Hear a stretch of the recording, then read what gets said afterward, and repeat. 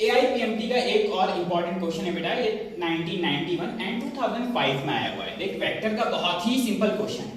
The angle between the vector a and vector b is theta, then the magnitude of the product vector a dot vector b cross vector.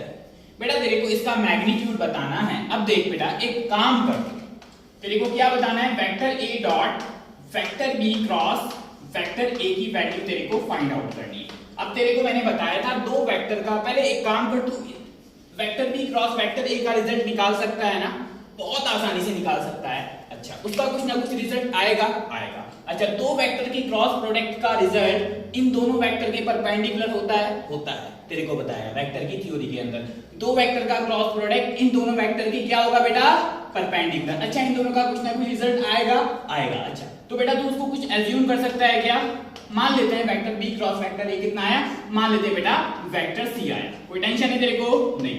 अच्छा अब बेटा ये जो vector C है, दो vector का cross product vector इन दोनों vector के परपेंडिकुलर होगा, यानी वेक्टर सी परपेंडिकुलर होगा बेटा तेरा वेक्टर बी के भी, और वेक्टर सी परपेंडिकुलर होगा बेटा तेरा वेक्टर ए के भी। अच्छा यानी बेटा यहाँ पर जो वेक्टर सी है वो वेक्टर ए के परपेंडिकुलर है, यानी ये दोनों वेक्टर आपस में क्या है, परपेंडिकुलर। तो बेटा सुन देख आंसर देख, vector a dot vector c क्या आएगा बेटा, a c cos theta, dot हटाते हैं तो cos। अच्छा सी किसके परपेंडिकुलर है बेटा, सी ए के परपेंडिकुलर है। इन दोनों के बीच का एंगल कितना है, 90, यानी थीटा कितना है यहाँ पर बेटा 90, ए सी cos 90। cos 90 की वैल्यू कितनी होती है बेटा 0, तो पूरा रिजल्ट 0। ऑप्शन देख कौन सा, ऑप्शन बी तेरा राइट आंसर है।